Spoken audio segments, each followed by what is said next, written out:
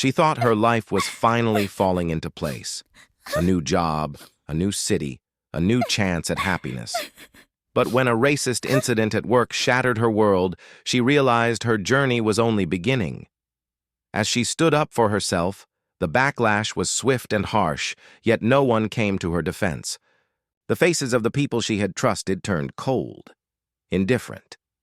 But what if there was more to this than just one moment of cruelty? What if the injustice she faced was part of a much bigger, more dangerous scheme? Aisha had always been the quiet observer. Raised in a small, close-knit community, she'd learned the value of hard work, respect, and staying out of trouble. Moving to the city had been a dream come true, a fresh start in a place full of promise. She found a job at a trendy marketing firm, excited to leave behind the small-town life and prove herself. At first, it felt like everything was falling into place. She made friends with her co-workers, enjoyed the excitement of the city, and felt proud of the work she was doing, but even in the vibrant streets of her new life, something didn't feel right. The offhand comments, the glances that lingered just a little too long, the way some of her colleagues would speak over her in meetings, it was subtle, almost imperceptible. Still, Aisha tried to brush it off. She wasn't going to let anything distract her from her goals. Then, one day, it happened. She spoke up in a meeting. Something small, just an idea about a new campaign, but the reaction was immediate and chilling.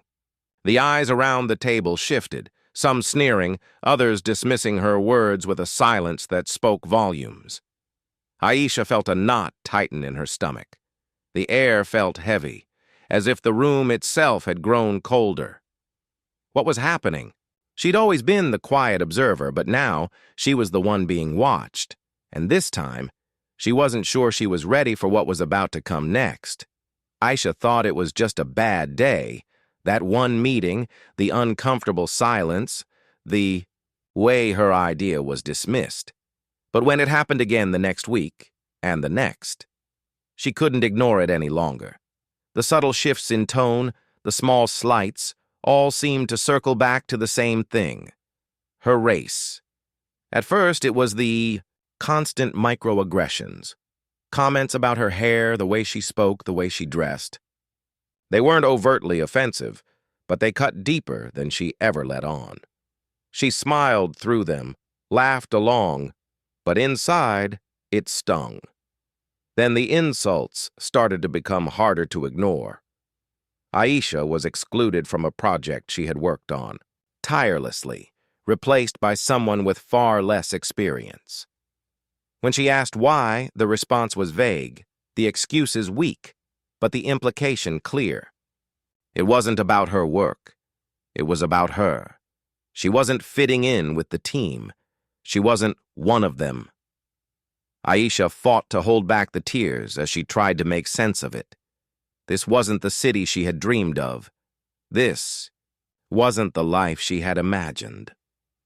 But things took a darker turn when a colleague, Karen, blatantly questioned her during a presentation. "I don't think that idea really aligns with our company values, Aisha. You know, like how we prefer to work with people who are more mainstream." The words hung in the air, slicing through Aisha's confidence like a knife. She tried to recover, but her voice faltered. Karen wasn't done. "You should really think about what you're putting out there.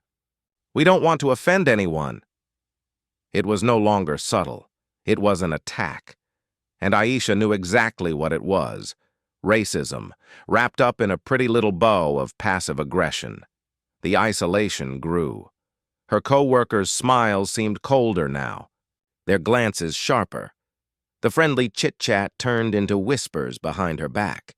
No one stood up for her, not even her so-called friends. She began to notice the side eyes, the dismissive looks when she entered the room. She was an outsider in her own space, a constant reminder that she didn't belong. It didn't stop there. Aisha was given a project to lead, a big one. She was excited, ready to prove herself, but then the sabotage began. Emails were ignored, her suggestions overlooked, and when it was time for the final presentation, Her slides were changed. She wasn't sure who was doing it, maybe Karen, maybe someone else, but it didn't matter. The damage was done. The day of the presentation, Aisha walked into the room with her head high, though her heart pounded in her chest. She opened her laptop, only to find that none of the work she had spent hours perfecting was there. Instead, the slides were a mess. Mismatched fonts, images out of place, the data wrong. Panic crept in, but she forced herself to stay calm, to speak through the mess. But when she finished, the silence was deafening. No one spoke. No one looked her in the eye. They just stared. And then it happened. The one person who had always been there, the one person Aisha thought she could trust, turned their back.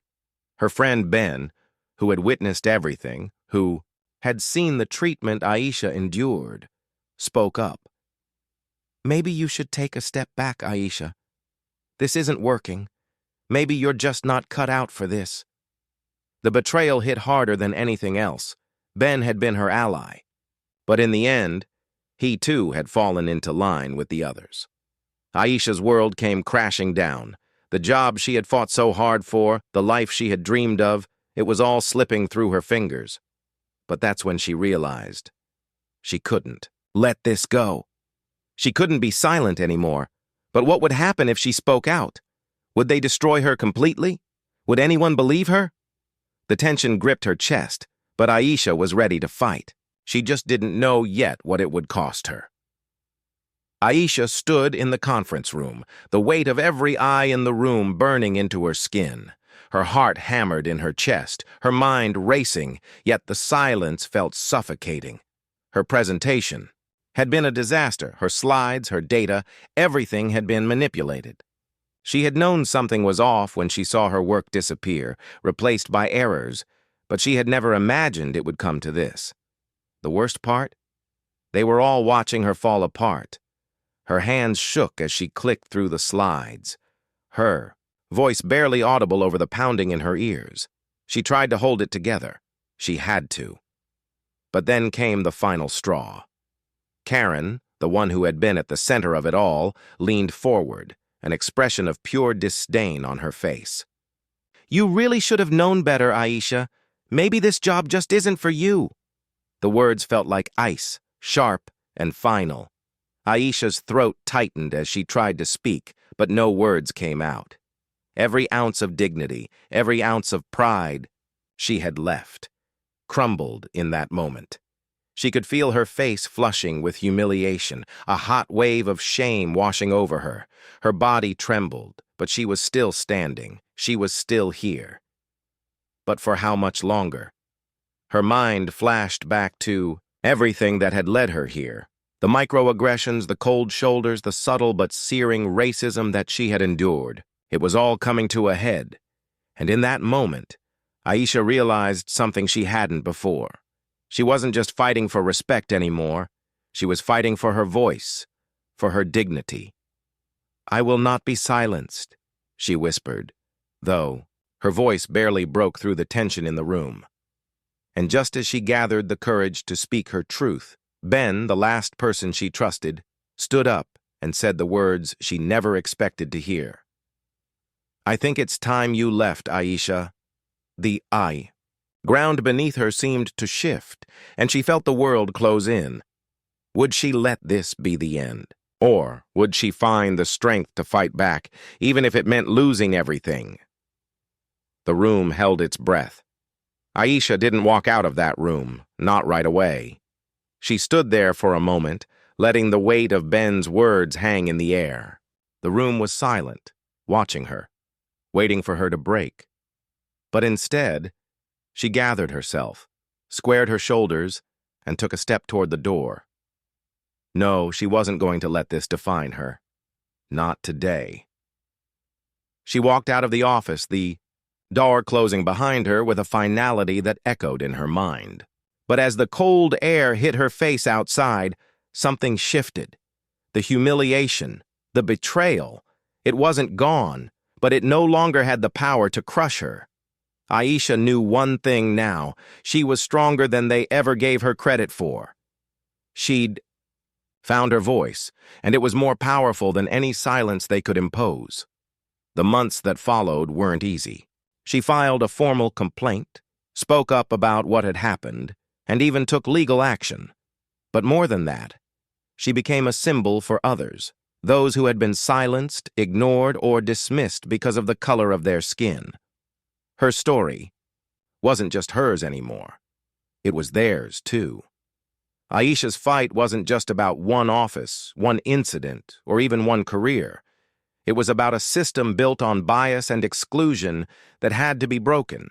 And every person who stood by her, every person who shared her story, was another crack in that system. She wasn't just taking back her power, she was helping others do the same. Racism isn't just an individual battle, it's a societal one. Every small act of resistance, every time we speak out against injustice, it ripples out, creating waves of change.